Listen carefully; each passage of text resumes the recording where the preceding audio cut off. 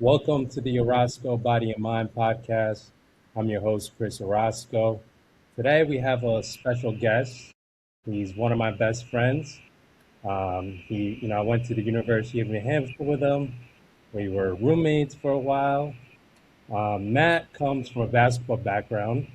He is a 1,000 point scorer at CN Hill. He was able to accomplish a lot of great things. He was in 3-point field goal percentage, top five in the conference at the University of New Hampshire. He was what was it, all league his Yep. senior year. Yep. He is a coach now, a father of three. Just a really great guy, and it's a pleasure to have him on the podcast. He is my first guest. There was time when we were at the University of New Hampshire where he really pushed me to be great. He was just a hard worker. He earned everything. He was there before anyone else. I was with him a lot of times. He was just a great leader, a great friend, and it's a pleasure to have you on, Matt. I'm glad you're here. Yeah, I appreciate it, Chris. I appreciate it. So let's start by first things first. Tell us a little bit about yourself. Tell us a little bit of your background. Obviously, we know you came from the Baltimore area. Tell us a little bit about your high school experience and what led you to want to play at the Division I level. Yeah. First, I appreciate you having me on the podcast. Much appreciated, and you're doing really good things and inspiring a ton of people. So I just want to let you know that from the get go. But from my standpoint, yeah, I grew up in Maryland, right outside of Baltimore. I ended up going to Mount St. Joseph High School in Baltimore. We were a top 25 high school team in the country. We played Oak Hill on TV. Brandon Jennings, to be exact, he was on that team.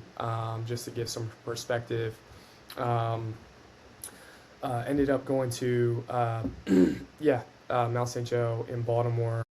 Really, my journey started with going there and competing there, and I tore my knee going into my senior year. So I had a ton of colleges looking at me. I ended up tearing my ACL, set me back. I ended up doing like a post grad year. Thankfully, I went to a Catholic school and I was able to do a post grad year there, and it ended up guiding me to go to Seton Hill.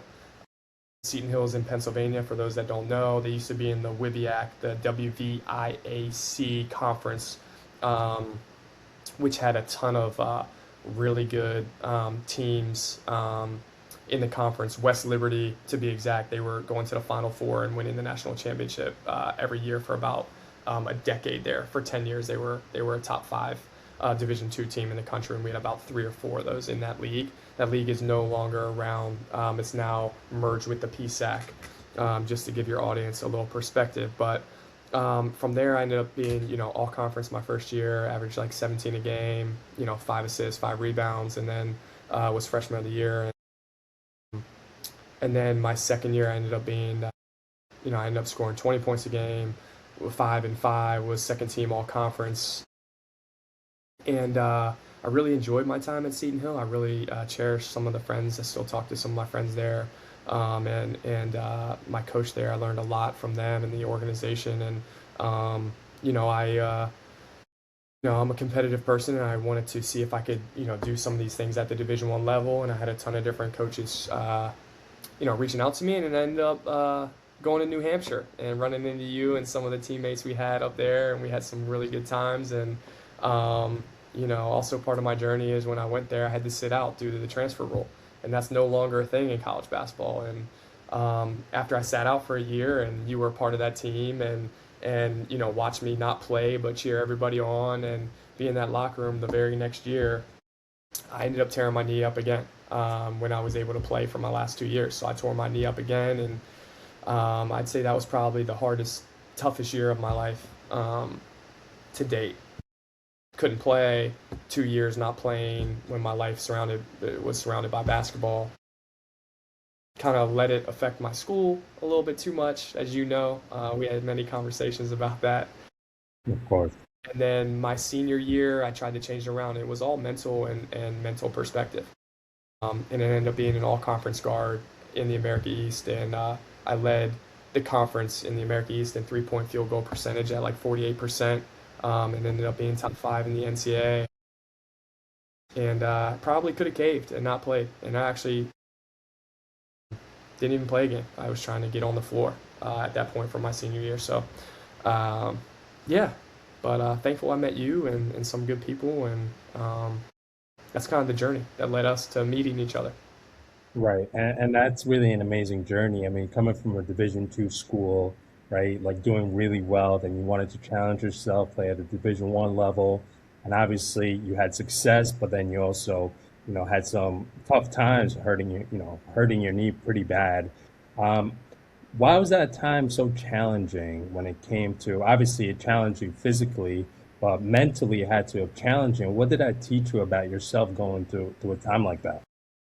Yeah, awesome question. I really just learned that, you know, um, setbacks are a part of life, and you run into roadblocks literally in every journey, in every aspect of your life, in every chapter of your life. You're gonna hit roadblocks, and you have to navigate them.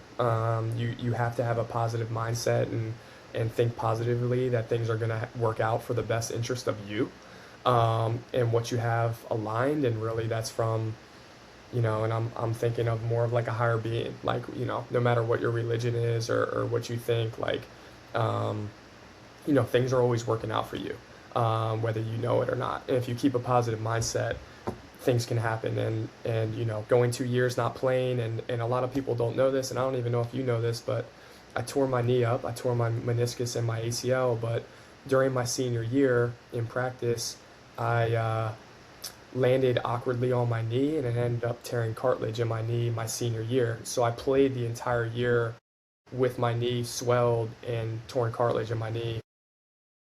And a lot of people don't know that outside of the trainer and a couple of close friends, because I tried to just keep it to myself, and it bothered me all year. And I could have had a setback. And the other thing too is that first, you know, 5 to 10 games at New Hampshire, um, due to not playing for 2 years, it's not like, our coach was, hey, I'm just going to throw Matt in there and just let him start and play. Like, I actually had to earn it. Like, there's a game I didn't play.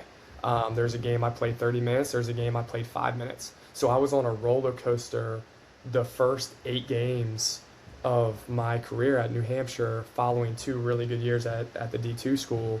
And for those who have played for Coach Herring at New Hampshire, know how hard it is to endure practices, and just like the demanding structure he has, and his um, his competitiveness, from a coach's standpoint. And for those who don't know, for your audience, just to educate them, Coach Harry and Coach Chris and he's in the Hall of Fame. He coached at Drexel in East Carolina. His brother also coaches. Um, he is a intense, very good coach, very hard coach, very demanding coach. So there was a lot of challenges I had to get through in order to start and then become an all-conference player. It wasn't Right. easy. Yeah. So um, let's fast forward a little bit. Obviously, you're somebody who is into personal growth from, since I've known you, you're somebody who has always been about improving yourself, improving the habits, improving your mindset. You're a very positive, person. How does personal growth, come into your life? What have you learned about personal growth, and how do you develop it throughout, your days?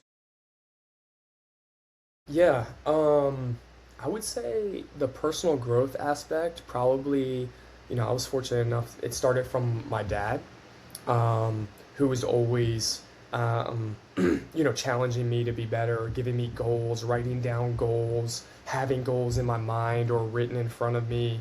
Um, that started my personal growth journey, and really led me into where I am now, where, um, I'm always looking and trying to think about ways to get better.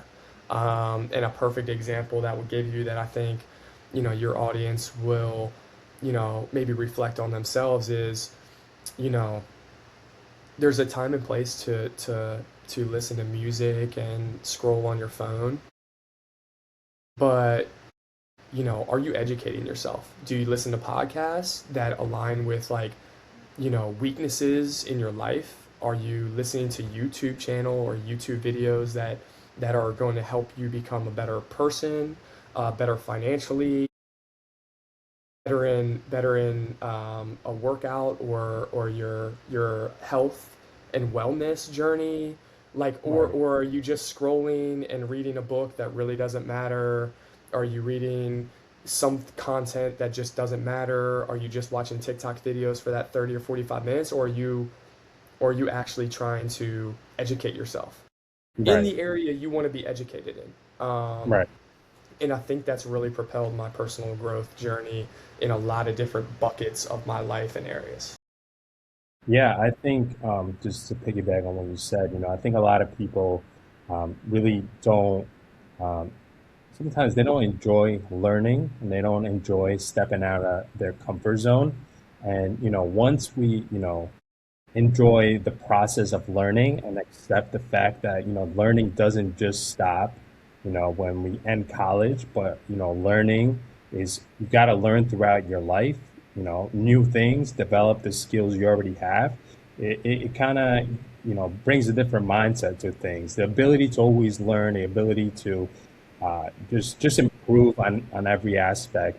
And for you, like I see you, obviously you're somebody who's very dedicated into fitness. Like you're always working out. You're always trying to eat better.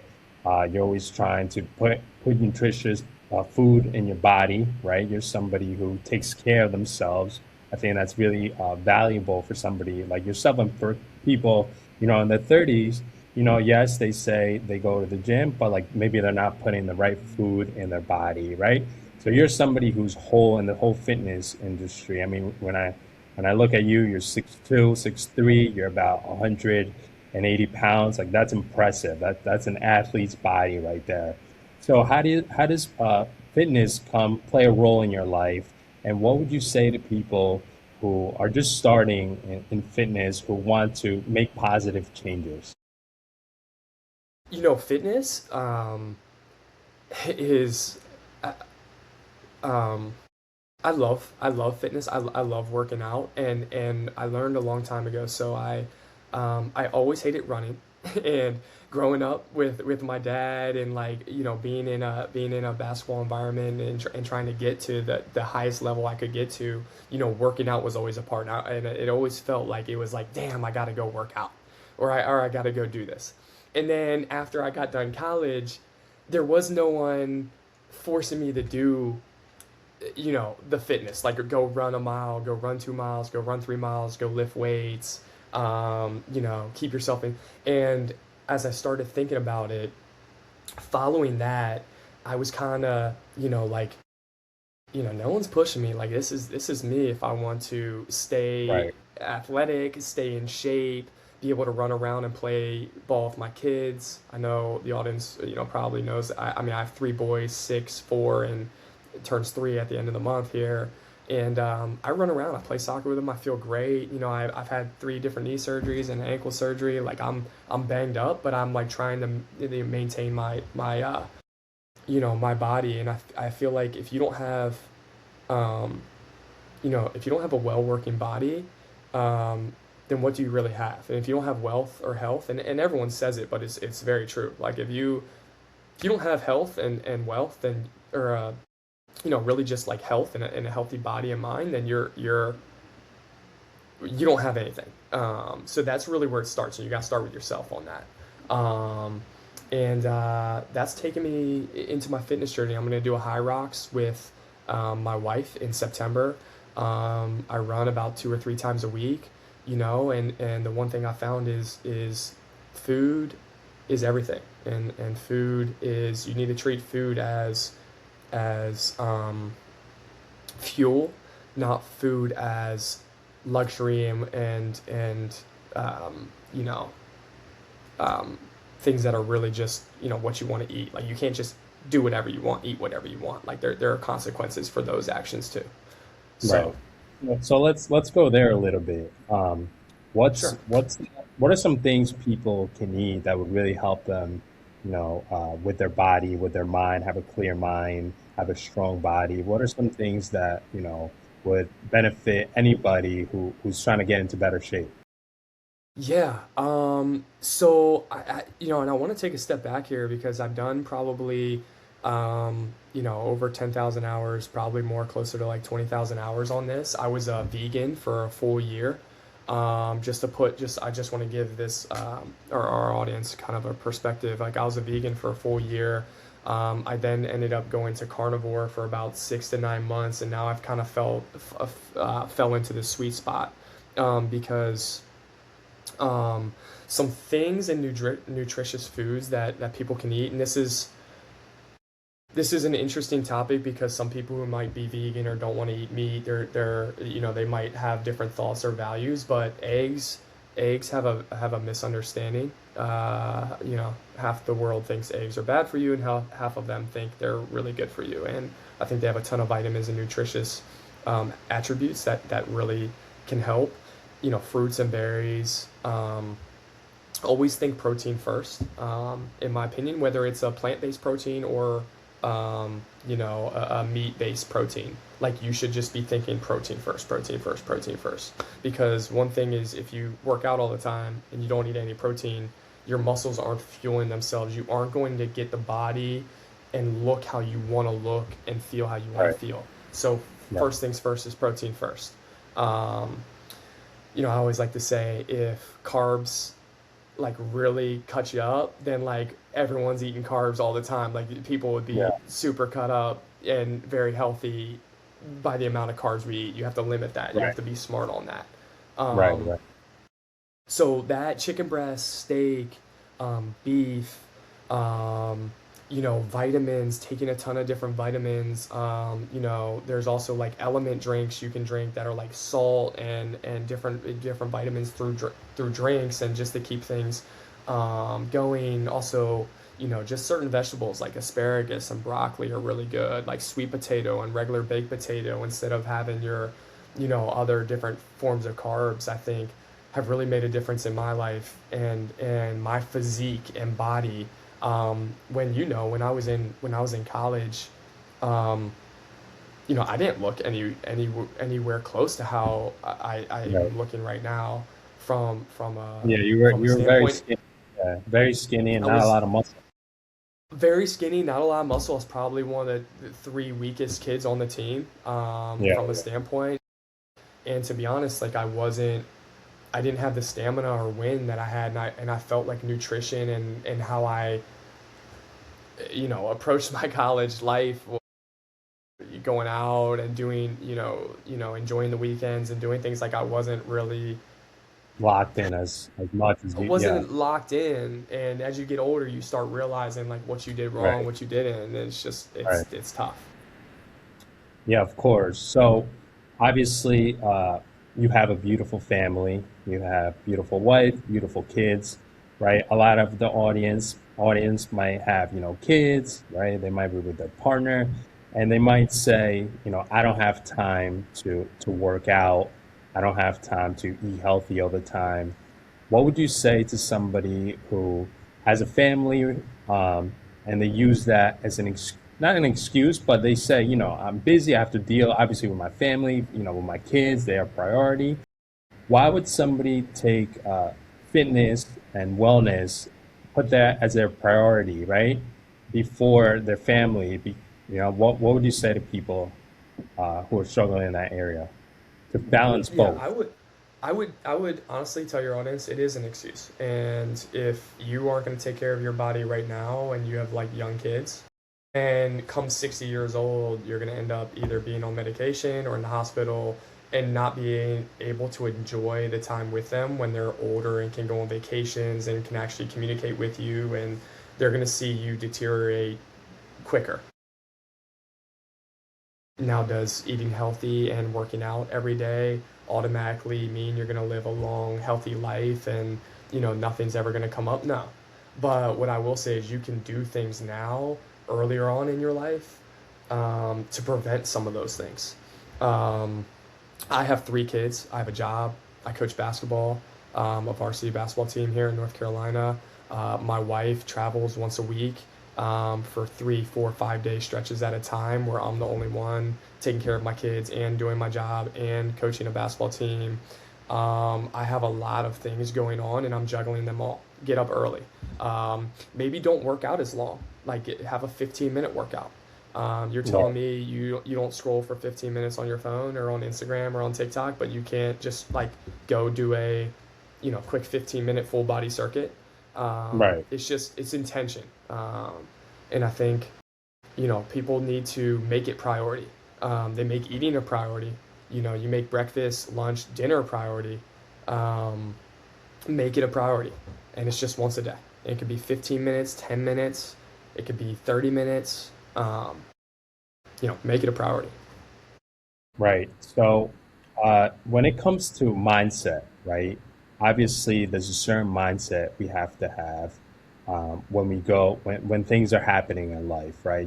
We're people that we should have resiliency. There's going to be challenging times, right? Not everybody's going to have, through in life in general, you're going to have challenging times. I want you to talk to our audience about um, maybe something that the right mindset when it comes to life. Like how, I know you, like for example, I know you're somebody who wakes up and you feel this gratitude, right? We always talk about gratitude when we're communicating, like waking up, feeling gratitude, feeling positive, saying to yourself, we're gonna have a positive day, right? Not a lot of people are doing that. Some people wake up and they're already like, man, I gotta go to work, or I have to do this, and they already put in themselves in a negative state. So how does somebody develop a positive mindset when there's challenging things going on in life? It's something I'm really working on right now. And I know you and I have had conversations, off of this podcast, because we're super close and friends. And I've been really getting into like the manifesting, piece of life, but also just having that gratitude. And I'll tell you, Chris, it's hard.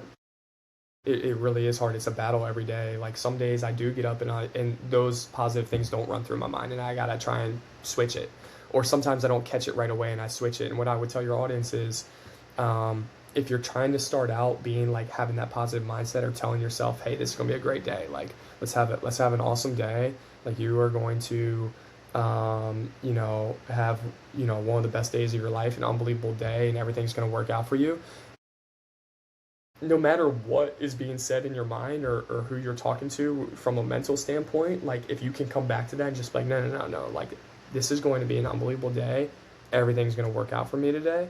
And you can just like start your day on that note, whether there's some gray area in there, and end your day on that note, whether there's some gray area in the long run. I think that's the key to it, because like life, like you're always going to run into that, like it might not be a good day. Like you might wake up and your tire's flat, and it's just like, what the heck? Like I just told myself that, this is gonna be an awesome day and things, but it's just like, it's fine. Maybe your tire being flat, didn't get you in an accident in 20 minutes. Like you don't know, it just have those positive things like flowing through your mind is important, and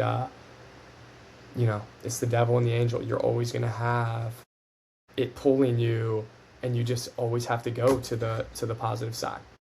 Right, right. Of course, yeah, you nailed it. Obviously, when we wake up, we're not always gonna be in the best mood. Sometimes, life happens or a situation happens, and we struggle. But I always tell myself, like, whenever I have those challenging times, is that everything passes. Whether it's good or bad, everything passes. If we think about situations that we've been through, in our life, maybe it's a challenging situation, or maybe it's the best situation that happened to us. Everything passes. So it's kind of just a way of, how we should remind ourselves nothing is temporary, everything passes, and, life keeps going. And yeah, I think, but you nailed it right there. Like, there's some tough days, but I think our mindset is really important. How we wake up every day. So, what are some maybe tips that you would give somebody when it comes to like certain podcasts like what kind of podcasts do you like to watch? How should somebody educate themselves when it comes to personal growth? Like what do you do to like learn about personal growth? Like do you watch podcasts? Do you read stuff? Like how do you educate yourself? You're somebody obviously who does a lot of work in personal growth, and how does somebody do that? Yeah, I would say, I would say first and foremost, go to YouTube and Hmm. type in what you're looking for. From financial advice or positive financial advice or, you know, positive health and wellness. And there are a ton of really good teachers on YouTube, and you can find the right people who align and are speaking to what you kind of want to hear. I don't know, I probably subscribe to over 250 different YouTube channels. And Wow. so I'm like listening, and they're all in different buckets, Right. from financial to health to nutrition to basketball to um, just a whole ton of different things. And podcasts, I'd say Tim Ferriss is a really good podcast, someone to listen to, and Anthony Papliano on YouTube is also a really good. He goes on CNBC, he goes on Fox News, he goes on basically every news channel you can imagine, and or other channels that he talks about financial literacy and like, what you Amazing. should be investing in, what you should be thinking about. So those are two guys that I would say are, Tim Ferriss is pretty. It's an awesome podcast that he does with a ton of different people in a lot of different areas of growth. Um, but really, really, YouTube is endless, and I love YouTube. I don't really watch TV outside of the NBA Finals or something that I watch, but everything else is educational. What's going on in the market, what's going on in health and wellness, Right. what's going on in the basketball world, things that align to me, that align to like how I want to grow. So that's what I would say. Amazing. Those are a couple. Amazing. Yeah. I want to ask you a couple more questions before we end. Um, Yeah. Obviously, you have three beautiful boys, and they have a great example. Both you and Alexis of great parents. You teach them the right things. What should people like when they have a young boy or girl? How do you go about teaching them the right things, right? We want to be example to our kids. Like, how do you go about that and making sure that they grow up in a world where they do great and they do amazing? Man, you're hitting me with the hard questions, Chris. You're hitting me with the hard questions.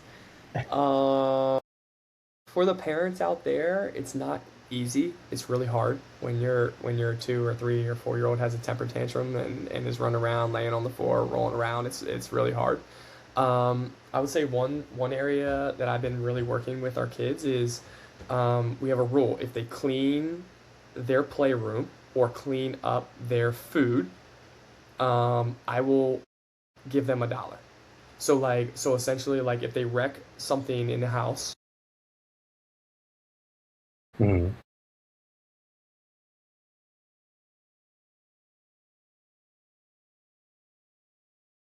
Amazing. your hard work, try not to mess up the playroom again. Look, I just added $1. And $1, it's like they do it once a week. It's like $4 a month. Like, you know what I mean? And Right. that's one area that I've been really trying because it's teaching them money. It's teaching about working for Right. Work money. ethic. Um, Yeah. it's it's creating accountability for them, destroying a part of my house that I don't want destroyed, but they're destroying that. And Yeah. I think it's a lot of values where it's just like, hey, I'm giving you this money, but if you act a certain way, I can take that money away from you very easily. Right. Right. And then I also give them the opportunity to save up those money to go buy something. My kids are into Pokemon right now, so they want Pokemon cards. So I'm telling them to save money and we can go buy Pokemon cards. It's not me buying it; it's you buying it, but you got to work for it. Right. So Oh wow, that's really awesome. I think I don't have any kids yet, but teaching them like about like you said about money, teaching them about discipline, all these things. As parents, right? We have to do better, with our kids than maybe our parents did, right? So it's good. It's good to teach them, the habits now while they're young. So then, as we get older, as they get older, they start, seeing the world in a much better place. So yeah, I'm gonna ask you one last question. sure. Obviously, you're somebody who, has a well-rounded life, somebody who I really, you're a little bit older than me. And I think when we got to college, like we were able to connect on just, like I said, the personal growth stuff, the mindset, the hard work. We both came from, we had to earn everything. We had to, work hard for everything we got. It wasn't easy for both of us. I think in New Hampshire, I think we connected on that, on a lot of those days, a lot of those practices were really hard. um, and now you have a beautiful family. You're doing great things. You're a coach. I know you started an app. You're doing really well for yourself. 25 years from now, right down the line, um, maybe or maybe even longer. Maybe when you're 60, 70, 80 years old, you when somebody says Matt Miller, what do you want people to know about you or remember you?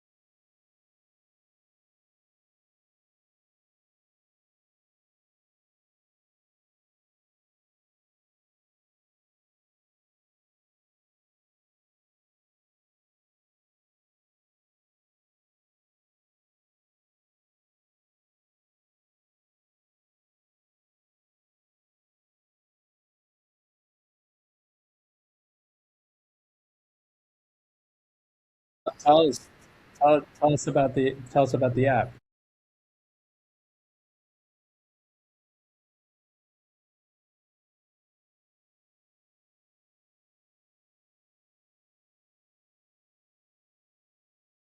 Hmm.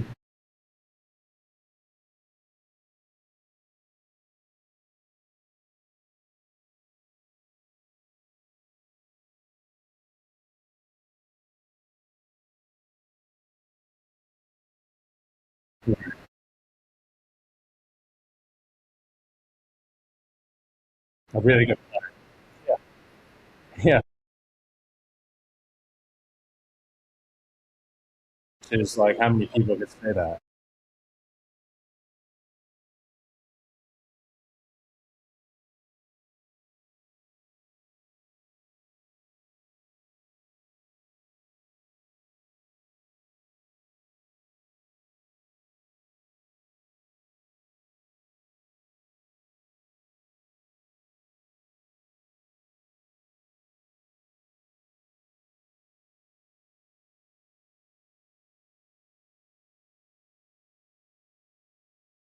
Right.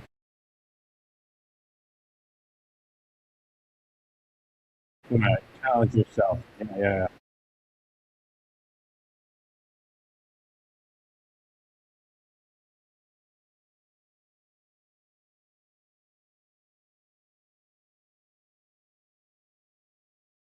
Right.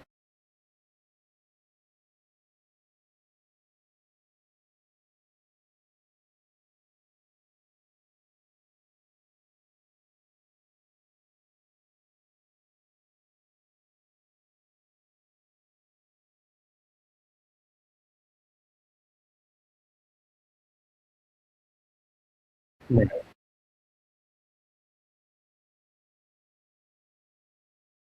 right, right. Yeah,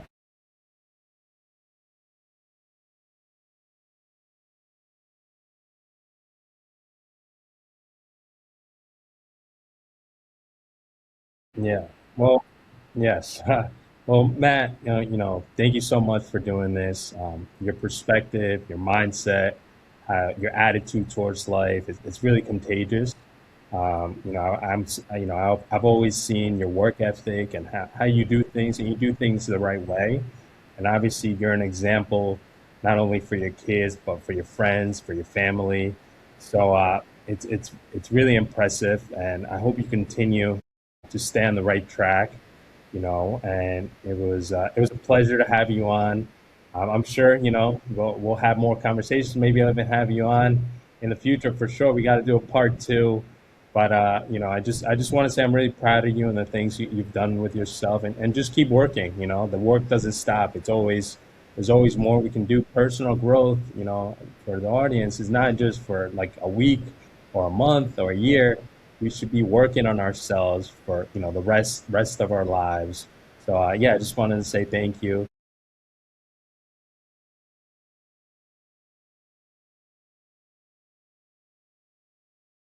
for sure.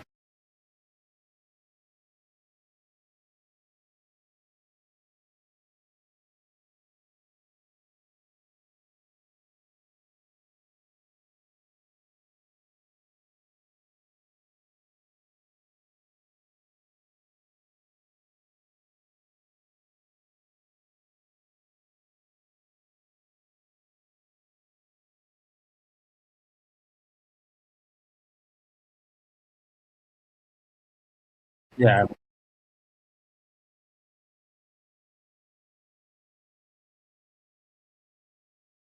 thank you, Matt. We'll talk very soon.